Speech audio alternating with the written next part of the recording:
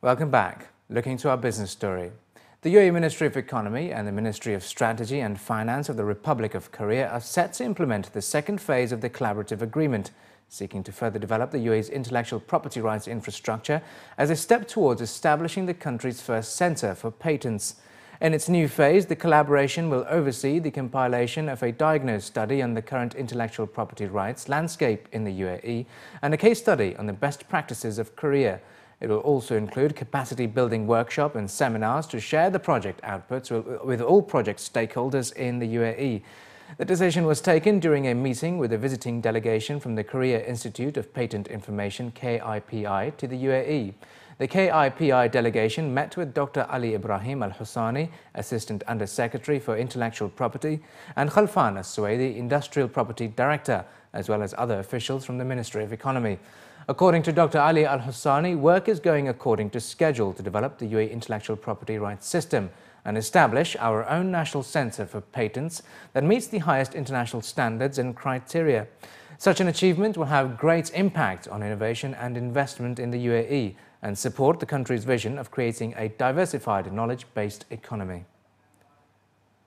Industrial rents in Dubai increased 25% year-on-year in the second quarter, while rental values across 7 out of 9 districts tracked by Knight Frank have recorded double-digit growth. Class 2 buildings in Dubai Investment Park, Jebel Ali and Ras Al Khor all saw double-digit rental growth in the April to June period, according to Knight Frank.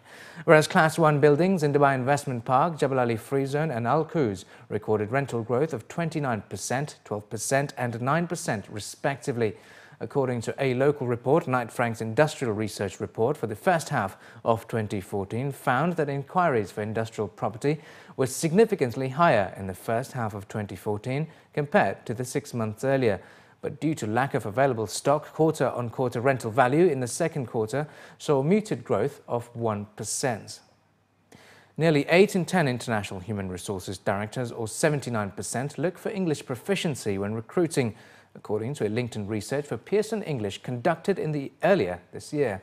According to a local report, recruitment experts said that companies are filtering out applicants with below-average English skills. This is especially true in the UAE, which is increasingly becoming one of the most popular destinations for multinational firms and business startups. Pearson, a learning company, has recently unveiled the Global Scale of English (GSE), which seeks to transform how English is assessed, taught and scored in the Arab region and around the world. GSE is a tool by which companies can determine the level of English proficiency of candidates.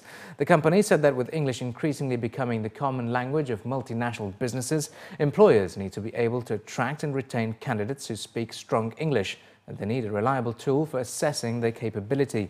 The GSE has been endorsed by many leading global businesses, including Google.